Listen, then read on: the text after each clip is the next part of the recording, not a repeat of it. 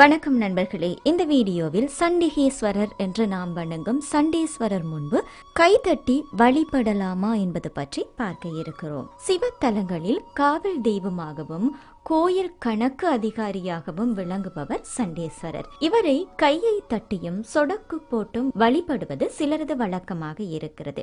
இது முற்றிலும் தவறான ஒரு செயல் என்கிறார்கள்.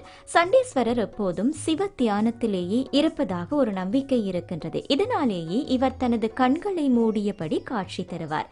இவரை முறையாக வழிபட்டால் 7 ஜென்மத்திற்கும் வறுமை உண்டாகாது, செல்வச் செழிப்புடன் வாழலாம் என்பது பலரும் அறியாத விடயங்களாக இருக்கிறது.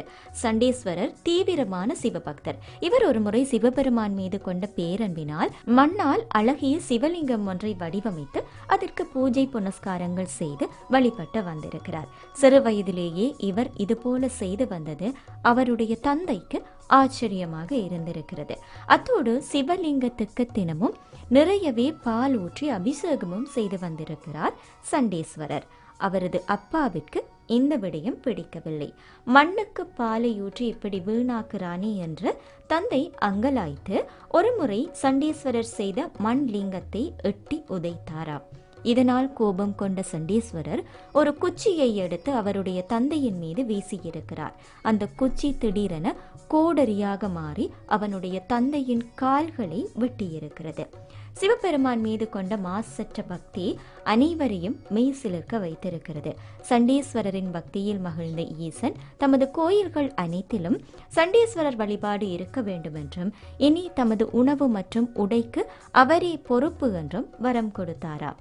அன்று முதல் சண்டீஸ்வரர் வழிபாட்டில் புது வஸ்திரத்தை வைத்து வழிபட வேண்டும் என்ற வழக்கம் வந்திருக்கிறது. ஆனால் நாளடைவில் இது வஸ்திரத்தில் இருந்து ஒரு நூலை மட்டும் பிரித்து அவருடைய மேனியின் மீது வைத்துவிட்டு செல்வது என்று மாறிவிட்டிருக்கிறது. வெறும் நூலை கொண்டு சண்டீஸ்வரரை வழிபடுவது முறையல்ல. வஸ்திரம் வைத்து வழிபட்டால் வழிபடுபவரின் தலைமுறையினருக்கு வஸ்திரத்திற்கு பஞ்சமே ஏற்படாது என்பது இந்துக்களின் நம்பிக்கை. நல்ல ஆடைகளும் வறுமையில்லாத வாழ்வும் அமைகிறதாம் சண்டீஸ்வர வழிபாட்டினார். அது மட்டுமல்லாமல் சுபகாரிய தடைகள் விலகுகிறது. மேலும் சண்டீஸ்வரரை வழிபடும் போது கையை தட்டி வழிபடக்கூடாது. மாறாக இவர் சின்ன கோயில்களின் காவல் அதிகாரி என்பதால் கையை மேல் நோக்கி காண்பித்து நான் எதுவும் இங்கிருந்து எடுத்து செல்லவில்லை என்பதை உறுதிப்படுத்த 2 கைகளையும் உரசி காண்பிக்கலாம். இப்படி செய்வது சிவன் கோயிலில் இருந்து நான் எதையும் எடுத்து செல்லவில்லை என்பதை சண்டீஸ்வரரிடம் கூறி செல்வதாக அமைகிறது. ஆனால் நாளடைவில் சண்டீஸ்வரர் வழிபாடு என்பது கையை தட்டி வழிபடுவதாக மாறிவிட்டிருக்கிறது. எனவே இனியாவது சண்டீஸ்வரரை முறையாக வழிபட்டு 7 தலைமுறைக்கும் வறுமை இல்லாத வாழ்வை நாங்கள் பெற்றுக்கொள்வோம்.